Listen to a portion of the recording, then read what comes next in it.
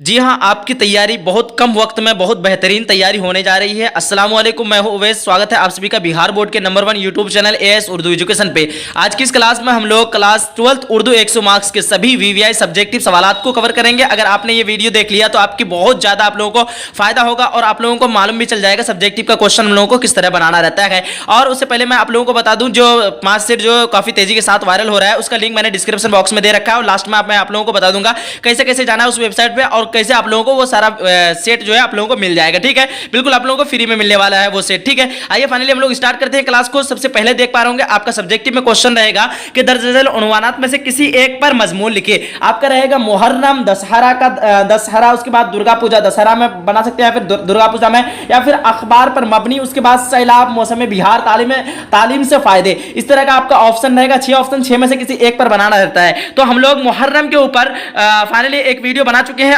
और मुहर्रम का आप लोग याद कर लीजिएगा। इस बार चांस है कि मुहर्रम पर आ सकता है और तालीम से फायदा इस पे आ सकता है, तो आप लोग ये दोनों को याद कर लीजिए अच्छे से। उसके बाद फाइनली हम लोग स्टार्ट करते हैं। दूसरा नंबर क्वेश्चन पे आपको पूछ रखा है कि दर्ज झेल अशआर में से किसी दो की तशरीह कीजिए। मैंने जिस पे तशरीह करने का ट्रिक बताया था उस वीडियो का लिंक मैंने डिस्क्रिप्शन बॉक्स में दे रखा है। आप लोग जाइए उस तशरीह वाला वीडियो को देखिए और आराम से 4 नंबर को जो है फिक्स कीजिए। 4 नंबर कैसे आपको उठाना रहता है मैं आप उसमें जो है पूरी तरीके से अच्छे से मैं समझा दिया हूं। 9 मिनट का वीडियो होगा, लगभग 9 मिनट उसी तरह, तो आप लोगों को 9 मिनट के अंदर मैं उसको पूरी तरीके से मैं समझा चुका हूं। फाइनली फिर भी मैं यहाँ पे सब्जेक्टिव का क्वेश्चन है तो मैं आप लोगों को समझाने की थोड़ा बहुत कोशिश करता हूं।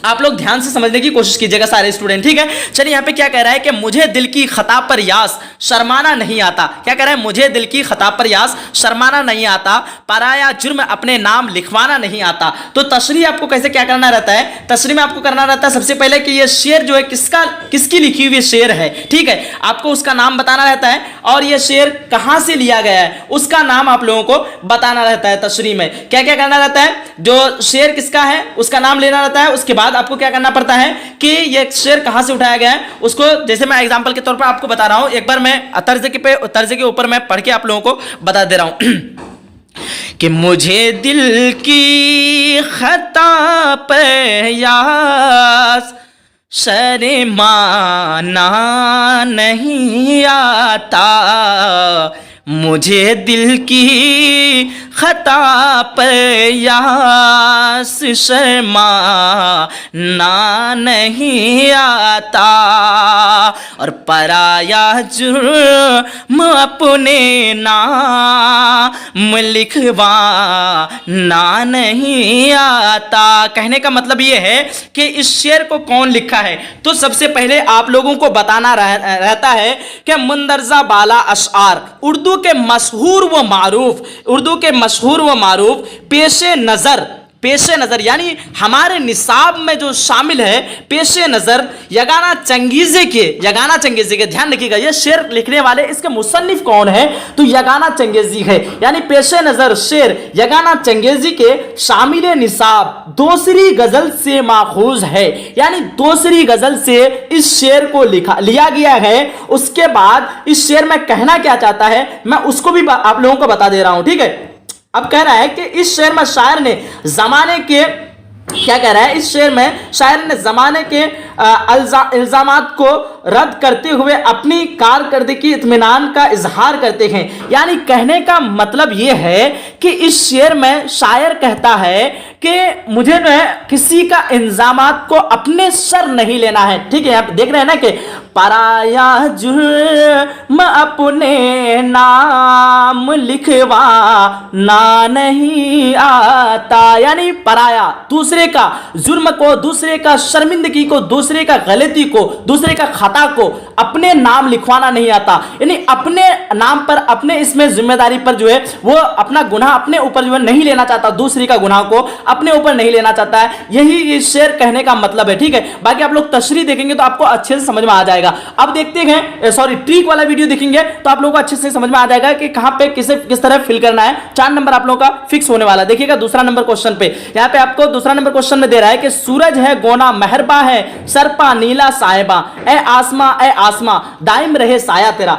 अब देखिएगा इस शेर में क्या कहना चाहता है। सबसे पहले आपको तो मुसन्निफ का नाम बताना है कि मज़कूरा शेर खलीलुर रहमान अज़मी के ज़ेरे निसाब दूसरी गजल के मक्ता से माखूज है। देखिएगा मक्ता किसको कहते हैं, जिसमें शायर जो है अपना शेर का इस्तेमाल शायर जो है अपना शेर में अपना नाम इस्तेमाल करे, उसी शेर को मक्ता कहते हैं। कहने का मकसद यह है कि लास्ट वाला शेर में मक्ता का इस्तेमाल होता है, नाम का इस्तेमाल होता है, और लास्ट वाला शेर को ही मक्ता कहते हैं, शुरू वाला शेर को मतला कहते हैं। इससे भी क्वेश्चन आ जाता है कि मतला किस कौन है और मक्ता कौन है। मतला शुरू वाला शेर, मक्ता लास्ट वाला शेर। आपका ऑब्जेक्टिव का 2 नंबर यहां से हो रहा है, ठीक है। तो यहां पे देखिएगा सूरज, यहां पे देखिए मक्ता कहां इस्तेमाल किया, सूरज है गोना मेहरबा, ए सरापा नीला साहिबा, ए आसमां दायम रहे साया तेरा। ये आपका हो गया। ये क्या है, मक्ता का शेर है। और इसके मुसन्निफ कौन है, आपको ध्यान से सुन लेना है। मज़कूरा शेर खलीलुर रहमान अज़मी के ज़ेरे निसाब दूसरी गजल का मक्ता है। पहला 2 गजल लिखा है इन्होंने, अब आपके निसाब में 2 गजल लिखा है, तो दूसरी गजल का जो है मक्ता है, यानी लास्ट वाला शेर है, ठीक है। और बाकी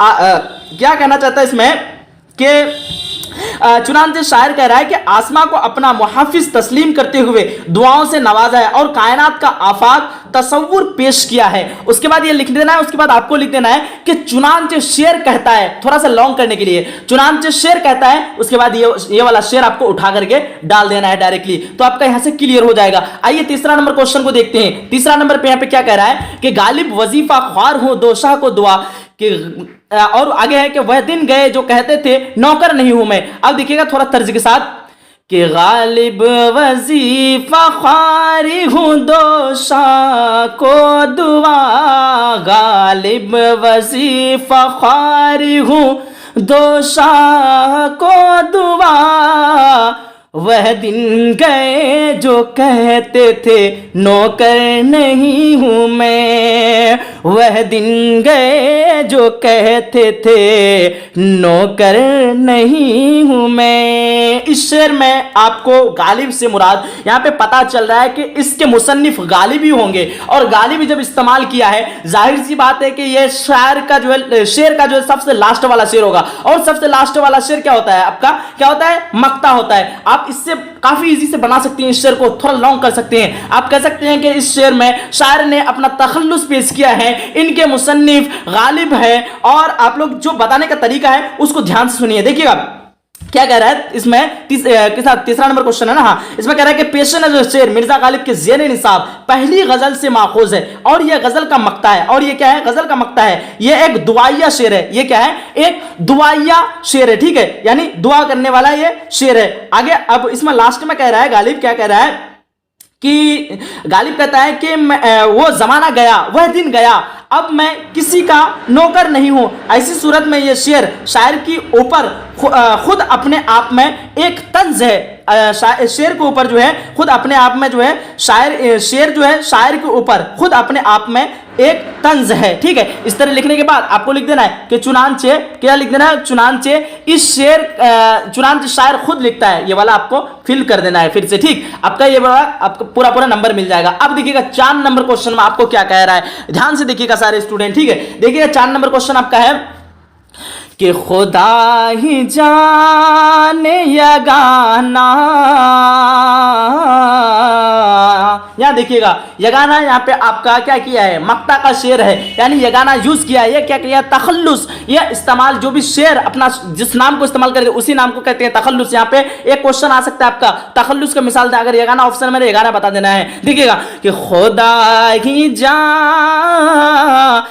यगाना मैं कौन हूँ क्या हुआ, कि खुदा ही जाने यगाना मैं कौन हूँ क्या हूँ, खुद अपनी ज़ात पे शक दिल में आए हैं क्या क्या, खुद अपनी ज़ात पे शक दिल में आए हैं क्या क्या।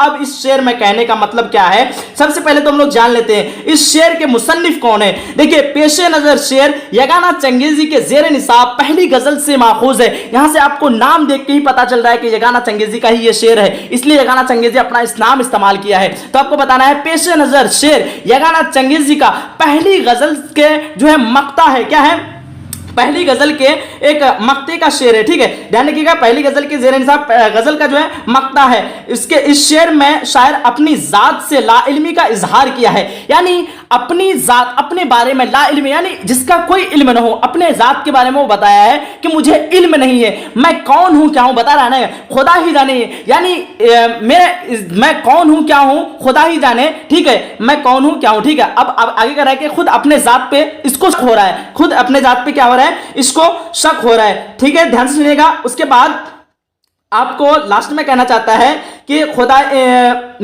मुझे कुछ नहीं मालूम है, मेरी हकीकत का सही इल्म सिर्फ खुदा को ही है, मेरी हकीकत का सही इल्म सिर्फ खुदा ही को है। उसके बाद आपको फिर लिख लेना है कि चुनांचे शायर कहना चाहता है, उसके बाद ये शेर पूरा फिल कर देना है। देखिए आपको समझ में आ रहा होगा, बिल्कुल ये वीडियो देख के आपको जो बहुत ज्यादा फायदा होने वाला है। कोई भी शेर का तशरीह काफी इजी तरीके से कर सकते हैं। जो भी स्टूडेंट नहीं देखा है वो ट्रिक वाला वीडियो को आप लोग 9 मिनट को देख करके फटाफट से आप लोग फिक्स कर लीजिए 4 नंबर। ठीक है, देखिएगा अब तीसरा नंबर क्वेश्चन में आपके निसाब में रहता है, क्या पूछता है क्वेश्चन के दरअसल इक्तिबास की तशरीह सियाक व सिबाक के हवाले से कीजिए। सियाक व सिबाक का मतलब क्या होता है, जैसे आपने शेर में पढ़ा कि तशरीह कीजिए, लेकिन इसमें आपका सियाक व सबाक के हवाले से, यानी सियाक और सबाक, सियाक का मतलब होता है शुरू और सबाक का मतलब होता है लास्ट, यानी उस के बारे में यहां से लेकर यहां तक अगर आप एक बार पढ़ेंगे, यानी ये कहां से, इसको भी वही है, ये अफसाना किस्सा कहानी इससे उठाया जाता है, तो ये पूरा पैराग्राफ बड़ा रहता है। ठीक है,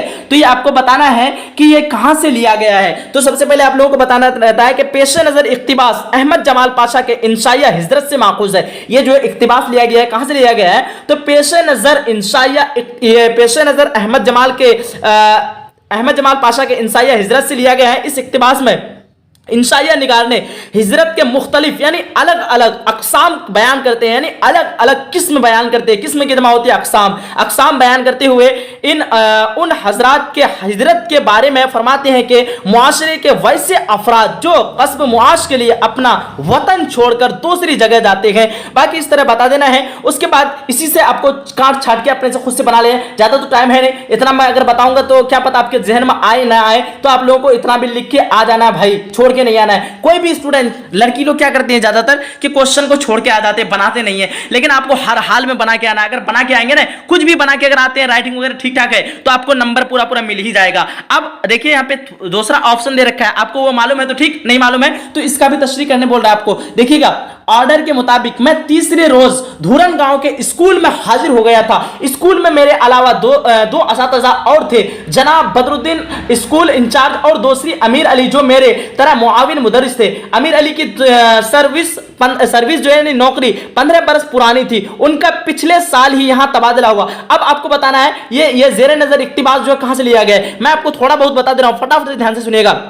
यहाँ आपको बताना है जेर नजर इक्तिबास सलाम बिन नज़्ज़ा के शामिल निसाब अफसाना इब्राहिम सिक्का से माखूज है, जिसमें अफसाना निगार खुद कहानी के एक किरदार की शक्ल में बयान करता है, खुद कहानी के जो है एक किरदार की शक्ल में बयान करता है, जहां धूरन गांव में 25 साल कब्ल यानी 25 साल पहले एक मुअल्लिम यानी एक टीचर, एक लेक्चरर की हैसियत से खिदमत अंजाम दे चुका था, यानी खिदमत की जमा होती है खिदमत अंजाम दे चुका था। बाकी हम लोग इसका आंसर डायरेक्टली आंसर शीट में जाकर के देख लेते हैं। ठीक है, चलो आंसर शीट में देख लेते हैं, कहां गया, ऑब्जेक्टिव की तरफ आ गया। चलो आंसर शीट में डायरेक्ट देख लेंगे तो आपको भी थोड़ा सा मजा आएगा। डायरेक्ट मैं बोलता हूं अपने से, तो क्या पता आप लोगों को समझ में आए नहीं आए, तो आंसर शीट आप लोग एक बार देख लीजिए अच्छे से।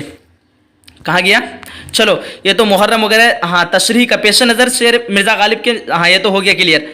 चलो तशरीह वाला, ये वाला हम लोग ये वाला नीचे वाला देख रहे थे, कौन सा नीचे वाला देख रहे थे, जेर नजर इक्तिबास सलाम बिन नज़्ज़ा के शामिल निसाब अफसाना इब्राहिम सिक्का से माखूज है, जिसमें अफसाना निगार खुद कहानी के एक किरदार की शक्ल में बयान करता है, जहां धूरन गांव में 25 साल कबल एक मुअल्लिम की हैसियत से खिदमत अंजाम दे चुका था और अब दोबारा इस स्कूल में इंस्पेक्टर की हैसियत से तानियात हुआ था, जहां बदरुद्दीन और अमीर अली नाम के दो मुअल्लिम तदरीसी खिदमत अंजाम दे रहे थे। दूसरे मुअल्लिम अमीर अली ने इस स्कूल स्कूल के पास ही एक छोटा सा कमरा किराया पर ले रखा था। अमीर ने इंस्पेक्टर के साहब को अपने साथ रहने की दावत पेश कर दी थी, जिसे इंस्पेक्टर साहब ने बखुशी कबूल कर लिया था। इस तरह धुरन गांव में इंस्पेक्टर साहब की रिहाइश का मसला हुआ। ठीक है, तो आपका ये इतना बना देना रहता है। अब देखिएगा आगे क्वेश्चन फटाफट से देखेंगे, वीडियो लंबी ना हो जाए, इसलिए आप लोगों को मैं थोड़ा थोड़ा फास्ट ही पढ़ा रहा हूं। ठीक है, अब देखिएगा एक आता है आपका तलखीस पेश करने के लिए। क्वेश्चन में ही देख लेते हैं, क्वेश्चन में तलखीस देख लीजिए,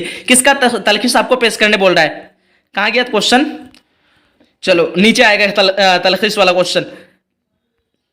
तलखीस वाला क्वेश्चन किधर चले गया, 7 4 5 तशरीह तो हो गया, चलो या 5 नंबर क्वेश्चन, 5 के बाद 6 वाला क्वेश्चन आना चाहिए। हाँ, 2 नंबर वाला क्वेश्चन का पहले हम लोग जवाब दे देते हैं, देख लेते हैं एक बार फटाफट से। 2 नंबर वाला क्वेश्चन का यहाँ देखिए, क्वेश्चन पूछ रखा था मौलाना आजाद का असल नाम क्या था, तो आपको जवाब देना है। मौलाना आजाद का असल नाम मोहिउद्दीन था। यहाँ पे आपका 2 नंबर का भी तैयारी हो रहा है और 1 नंबर वाला भी तैयारी हो रहा है, क्योंकि आपको ऑब्जेक्टिव में पूछ सकता है इस तरह का क्वेश्चन। मौलाना आजाद का असल नाम मोहिउद्दीन था। उसके बाद इंसान की आखिरी हिजरत मौत है। आपको क्वेश्चन पूछ रखा था कि इंसान की आखिरी हिजरत कौन है, तो बस मौत लगाना है खाली, इंसान की आखिरी हिजरत मौत है। उसके बाद अम्मू ने अपने बेटों से मौत के बाद जनाजा को कांधे देने का प्रॉमिस लिया था। अब यहां क्वेश्चन पूछ रखा था कि किसने अपने बेटों से मौत के बाद जनाजा को कांधा देने का प्रॉमिस किया था, तो अम्मू ने किया था। उसके बाद क्वेश्चन है अली सरदार जाफरी की पैदाइश कब हुई थी, तो अली सरदार जाफरी की पैदाइश 1913, इतना ही तो याद रखना है। उसके बाद देखिए बागो बहार के मुसन्निफ का नाम क्या है, तो बागो बहार के मुसन्निफ का नाम मीर अमन दहलवी है। ठीक है, यहां तक क्लियर हो गया 2 नंबर वाला क्वेश्चन। यहां पे आपका 1 नंबर वाला भी क्वेश्चन का सॉल्यूशन हो रहा है। देखिएगा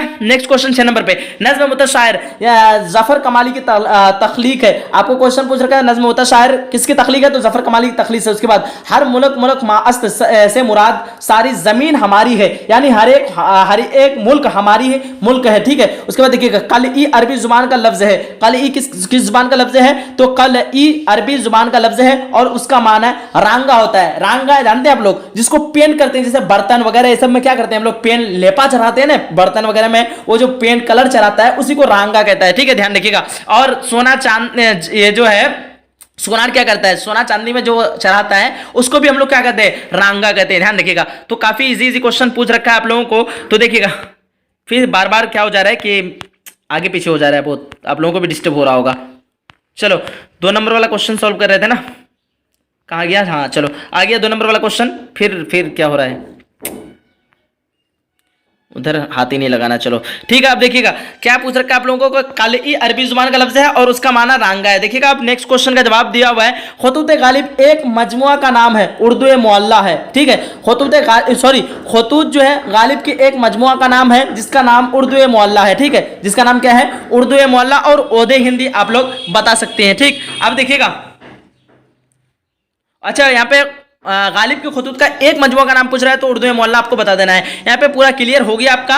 अब ये क्वेश्चन पूछ रखा था यगाना चंगेजी का वालिद का नाम, तो यगाना चंगेजी के वालिद का नाम जो है मिर्जा गुलाम हुसैन उर्फ मिर्जा प्यारे साहब थे। उर्फ क्या थे, मिर्जा प्यारे साहब थे। मैंने आप लोगों को बता रखा है ना कि उर्फ उसी नाम को कहते हैं जो असल नाम के अलावा किसी दूसरे नाम से मशहूर हो जाए, उसी नाम को उर्फ कहते हैं। ध्यान रखिएगा, इससे भी क्वेश्चन आता है कवायद का। ठीक, शामिल निसाब नज्म मुतशायर जफर कमाली की एक जरीफाना नज्म है। दूसरा क्वेश्चन आप देखिए 5वां नंबर क्वेश्चन का आपको यहाँ पे, सॉरी 6ठा नंबर का जो 5 नंबर वाला क्वेश्चन रहता है उसका यहाँ पे जवाब दे रखा है। आप लोग थोड़ा सा 5 नंबर वाला क्वेश्चन का जवाब देख लीजिए। यहाँ पे आपको बताना रहता है, क्वेश्चन था कि ये नज्म किससे शामिल है, तो आपको बताना है शामिल निसाब नज्म मुतशायर जफर कमाली के एक जरीफाना नज्म है। इस नज्म में शायर ने जरीफाना अंदाज में संजीदा और कार आमद गुफ्तगू है और उर्दू शेरो अदब के ताल्लुक से फिक्र मंदी का इजहार किया है। इसका अगर आप मैं ज्यादा देर तक पढ़ता हूं तो टाइम ज्यादा लग जाएगा, इसका आप लोग ना एक काम कीजिए, स्क्रीनशॉट ले लीजिए, आप खुद से पढ़ लीजिएगा 5 नंबर वाला क्वेश्चन को। अब देखिएगा दूसरा नंबर में आपको 5 नंबर वाला क्वेश्चन का जवाब दे रखा है कि जेर निसाब नज्म गुफ्तगू में शायर ने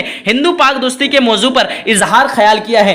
यानी हिंदू पाक दोस्ती का मतलब है हिंदुस्तान और पाकिस्तान की दोस्ती के मौजू पर किया है। यह नज्म गुफ्तगू मान ही लीजिए कि गुफ्तगू कर रहा है, यानी बातचीत कर रहा है। तो एक हिंदुस्तान और पाकिस्तान के दोस्ती के मौजू पर जो है यह गुफ्तगू किया गया है। हिंदुस्तान और पाकिस्तान एक दूसरे के पड़ोसी मुल्क है, एक दूसरे के क्या है, पड़ोसी मुल्क है, लेकिन दोनों मुल्क के दरमियान हमेशा कशीदगी बरकरार रहती है। 1947 ईस्वी से पहले हिंदू पाक दोनों एक ही मुल्क थे और हुकूमत बरतानिया के गुलाम थे, यानी हुकूमत बरतानिया से मुराद अंग्रेजों के गुलाम थे। दोनों मुल्कों के अवाम ने मिलकर एक साथ आजादी की जंग लड़ी और अंग्रेजों की गुलामी से आजादी हासिल किया। आजादी को तो मिल गई, मगर आजादी के साथ मुल्क की तकसीम यानी मुल्क की बंटवारा हो गया, अलग अलग हो गया। ठीक है, मुसीबत भी साथ मिली। ठीक है, अब देखिए, अब तक हिंदुस्तान की दो बड़ी कौम हिंदू मुस्लिम एक ही मुल्क में मिलजुल कर दोस्ती के साथ रहती आ रही थी। ठीक है, अब देखिएगा, यहां से आप लोग खुद से पढ़ लीजिएगा। ठीक,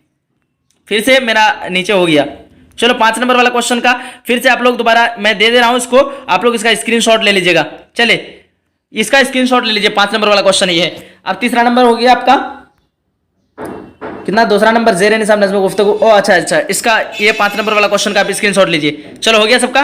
अब इसको ले लीजिए, जितना यहाँ पे लिखा हुआ है ना वो सारा आपको छापना नहीं है, बस आपको 7 से 8 लाइन में छाप देना है, उसके बाद हो जाएगा आपका। इसका भी स्क्रीनशॉट हो गया। अब देखिए, अब यहाँ पे इसका स्क्रीनशॉट ले लीजिए आप लोग। यहाँ पे आगे तक हो गया, इसके बाद ज़्यादा लंबा लॉन्ग नहीं लेना है। 4 नंबर का आप लोग फटाफट से स्क्रीनशॉट ले लीजिए एक बार। चलो 4 नंबर का हो गया, उसके बाद 5 नंबर का ले लीजिए। चलो 5 नंबर का भी हो गया कंप्लीट। अब देखिएगा, अब क्वेश्चन का जवाब, तलखीस तो मैं आप लोगों को बता ही दिया। तलखीस में क्या करना रहता है कि आपको कोई भी पैराग्राफ दे दे, जैसे कि यहाँ पे क्वेश्चन में आपको तलखीस दे रखा है, मैं आपको बता रहा हूँ, 1 मिनट वेट करना सब लोग। तलखीस, हाँ देखिए, तलखीस में आपको किस तरह का रहता है क्वेश्चन। मौलाना आज़ाद का सरनामा यहाँ तो जवाब दे रहा है, जवाबनामा है ये। क्वेश्चन जहाँ पे पूछा है वहाँ पे तलखीस होगा। और 5 नंबर वाला क्वेश्चन भी मैं आप लोगों को दिखा देता हूँ। 5 नंबर वाला क्वेश्चन आपको पूछ रखा था कि नज़्म मुतशायर का खुलासा लिखिए, नज़्म गुफ्तगू का खुलासा लिखिए, अफसाना टोबाटेक्सिन का खुलासा लिखिए, वज़ीर आगा के इंशाइया के ताल्लुक से किन बातों का इजहार किया है, उसमें नज़्म शिकस्त जिंदा का ख्वाब क्या का खुलासा लिखिए, डिप्टी नज़ीर अहमद ने अपने शागिर्दों से क्यों गुस्सा हो गए थे, इसका सभी का जो है आगे बोल रहा है खुलासा करना बोल रहा है। तो इसमें आपको कितना नंबर मिल रहा है, 5 नंबर। ये अगर आ जाए ना काफ़ी ईजी होगा आप लोगों के लिए, ये अगर अल्लाह करके आ जाए आप लोगों का तो काफ़ी ईजी हो जाएगा। ठीक है, जितना भी खुलासा करना रहता है तो उसमें आप लोग कुछ भी बना करके लिख सकते हैं। देखिएगा 7 नंबर क्वेश्चन आपका रहता है तलखीस पेश करना है। दरअसल इबारत की तलखीस पेश कीजिए, या फिर इसमें भी एक खुलासा में ऑप्शन देता है। तलखीस पेश करना नहीं आता आपको तो इसका भी कर सकते हैं, दरअसल में से किसी एक का खुलासा कर सकते हैं। कसीदा की रवायत पर रोशनी डालिए, क्या इसमें ये मैं यूनिवर्सिटी में, ये आपका चैप्टर का नाम है नज़्म आवारा का खुलासा, किसी का भी आप लोग इसमें खुलासा कर सकते हैं। तो तलखीस बहुत ज्यादा ईजी रहता है, जो भी स्टूडेंट कमजोर है, जो भी कुछ नहीं पढ़ा है, उसके लिए तलखीस काफी ईजी रहता है। 4 नंबर आप लोग यहाँ से उठा सकते हैं। देखिए, दरअसल इबारत की तलखीस पेश कीजिए। तो अब यहाँ क्या है, दीवान घर के आंगन में बैठी कबूतरों को दाना डालने में अम्मू सच्ची। आप देखिए, तलखीस का मतलब क्या होता है कि इस पैराग्राफ आपको बना दे दिया है, इसमें आपको छोटा करना है। छोटा करने नहीं आएगा ना, आप लोगों को मालूम है नहीं आएगा, क्योंकि आप लोग पढ़े नहीं है जिंदगी भर में, तो किताब खोल के देखे ही नहीं, तो कहां से मालूम होगा। देखिएगा, आपको क्या करना है कि तलखीस जब भी पेश करना हो, यहां से आपको पहला लाइन उठा लें, दीवान के घर आंख में बैठी कबूतरों को दाना डालने में अम्मू जो है सोचती थी कि कोरे का ढेर ही बन गया है। यहां से होने के बाद आपको ये वाला छोड़ देना है, एक लाइन छोड़ के फिर यहां से लिखना है, पोस्ट में कोई खत फेंक जाए, इसके बाद यहां पे छोड़ देना है, फिर यहां से लिख लेना है, कभी जरूरत हुई तो फोन। इस तरह आपको छोटा करके यानी इसको शॉर्ट में लिख देना है। आपको भाई 4 नंबर पूरा मिल जाने वाला है। तो कोई आपको इस तरह खोल के नहीं बताएगा, मैं आप लोगों को पूरा खोल के बता रहा हूं। तो चलिए, यहीं तक आज का सब्जेक्टिव का कुछ वीडियो था। मिलते हैं नेक्स्ट क्लास में। अगर वीडियो अच्छा लगा है सभी फ्रेंड तक शेयर कीजिएगा जरूर। ये वीडियो शेयर करने से क्या पता आपका एक शेयर करने से एक आदमी का रिजल्ट अच्छा आ जाए और उनकी जिंदगी बर्बाद ना हो, 30 नंबर कम से कम प्लस तो आ जाए। क्योंकि मुझे बहुत अफसोस हुआ, बहुत ज्यादा, कि सभी स्टूडेंट कह रहा था मुझे कॉल करके, सर हमने कुछ नहीं पढ़ा है, क्या करें नहीं करें समझ नहीं आ रहा है,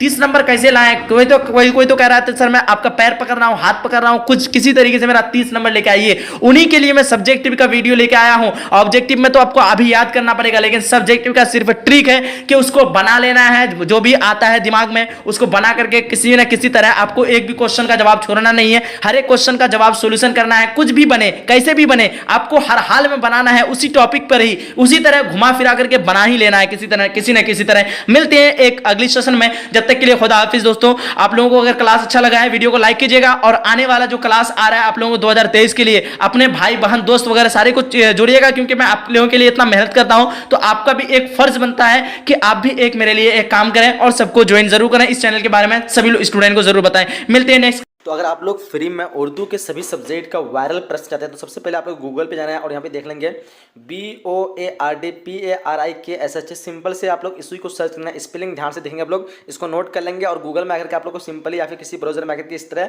सर्च कर लेना। जैसे आप सर्च करेंगे आपके सामने एक वेबसाइट ओपन होगा जहाँ पे लिखा रहेगा बोर्ड परीक्षा www.boardpariksha.com। देख लेंगे यहाँ इसी में सिंपली आप लोग को क्लिक करना है। जैसे आप लोग इसमें क्लिक करेंगे तो आपको हो सकता है अगर नेट अगर स्पीड है तो जल्दी खुल जाएगा, नेट स्लो है तो थोड़ा आपको वेट करना है, खुलने का इंतजार करना है। जैसे आपको खुलेगा तो सबसे पहले आपको जो खुलने के बाद आपको इस वेबसाइट में करना क्या है, एंट्री करना है और यहाँ पे आप लोग को लिखा रहेगा PDF डाउनलोड के लिए क्लिक करें। ठीक है, सिंपली यहाँ पे जो भी चीज़ आपको शो कर रहा है एक बार आप लोगों को यहाँ पे क्लिक कर देना है और क्लिक करेगा पीछे जाना है। पीछे जाने के बाद यहाँ पे आप लोग को सिंपली नीचे आना, थोड़ा सा नीचे जैसे आएंगे यहाँ पे देख पाएंगे आप लोग Bihar board 12 special model paper 2022 10 set, यहाँ पे क्लिक हियर का बटन दिया हुआ है, इसी में आप लोग को क्लिक कर लेना है। जैसे आप लोग क्लिक करेंगे, क्लिक करने के बाद कुछ अगर आप लोग को इस तरह शो हो रहा है तो आप लोग एक बार उसको भी यहाँ से खोल लेंगे। ठीक है, एक बार ओपन कर लेंगे, फिर आप पीछे आकर के आप लोग को आना है, फिर इस पेज में आ जाने मतलब आ जाएगा खुद ऑटोमेटिक नीचे आ जाना आप लोग को। नीचे आने के बाद आप लोगों को जो है यहाँ पे देखिए, यहाँ पे आपको सारे सब्जेक्ट दिया, आप कोई भी सब्जेक्ट ले सकते हैं, लेकिन यहाँ पे बता रहे हैं आप लोग को उर्दू के बारे में, तो उर्दू वाले में क्लिक करेंगे। ठीक है, जैसे उर्दू वाले में हम क्लिक करेंगे यहाँ पे ऑल सब्जेक्ट की मिल जाएगी, तो आप लोग किसी भी सब्जेक्ट की अगर तैयारी कर रहे हैं सभी सब्जेक्ट का वायरल सीट यहाँ पे मिल जाएगा। तो उर्दू वाले में जैसे आएंगे नीचे में आप लोग को आना है और नीचे आते आते आप लोग को जो है यहाँ पे मिलेगा आप लोग को सेट 1 सेट 2 सेट 3 सेट 10 तक इस तरह, लेकिन यहाँ पे जो वायरल हुआ है लगभग 4 से 5 सेट तक तैयार हुआ है। तो आप लोगों को क्लिक करना है, क्लिक हियर वाला बटन जो दिख रहा है आप लोग यहाँ पे क्लिक कर देना। जैसे आप लोग इसमें क्लिक करेंगे तो हो सकता है कि आपको मतलब लोडिंग होने में थोड़ा टाइम ले। जैसे आप लोग क्लिक कर देंगे क्लिक हो जाएगा, चाहे हम यहाँ सेट 2 में क्लिक किए। ठीक है, जैसे आप लोग क्लिक कर लेंगे, क्लिक करना हो सकता है आपका नेट अगर स्लो है तो थोड़ा लेट से खुलेगा, लेकिन स्पीड है जल्दी खुल जाएगा। और नीचे आ जाएंगे, जैसे इसे नीचे आएंगे यहाँ पे देख पा रहे सेट 2, यहाँ पे सारा चीज़ दिया हुआ है, क्वेश्चन दिया हुआ है, आंसर भी दिया हुआ है। ठीक है, देख पा रहे हैं यहाँ पे फरतुल्लाह बैग जो है की वफात जो कब हुई, ऑप्शन आपके स्क्रीन पे है, फिर नीचे आंसर दिया हुआ है। इस तरह आप लोगों को ऑल सब्जेक्ट की मिल जाएगी। तो ठीक है, यहाँ पे आप लोग आएंगे और पूरी तरह से बिल्कुल फ्री में सारे 12 प्रश्नों को आप इजीली पा सकते हैं। तो आइए और अपना तैयारी बिल्कुल शुरू कीजिए, सारे सब्जेक्ट का इसी तरह मिल जाएगा। फिर जैसे आप लोग पूरा समाप्त कर देते तो नीचे में आ जाना है और नीचे में आप लोग को मिलेगा एक बटन जहाँ पे मिलेगा आप लोग को नेक्स्ट सेट, देख रहे हैं नेक्स्ट मॉडल सेट, यहाँ पे क्लिक करके आप लोग अलग सेट का देख सकते हैं। फिर यहाँ पे दिया हुआ ऑल सब्जेक्ट 10 सेट यानी 10 सेट, यहाँ पे क्लिक करके बाकी सारी चीज़ आप लोग चेकआउट करेंगे। चलिए आइए तक वीडियो को हम समाप्त करते हैं, मिलते हैं जब तक जय हिंद जय Bharat and thanks for watching.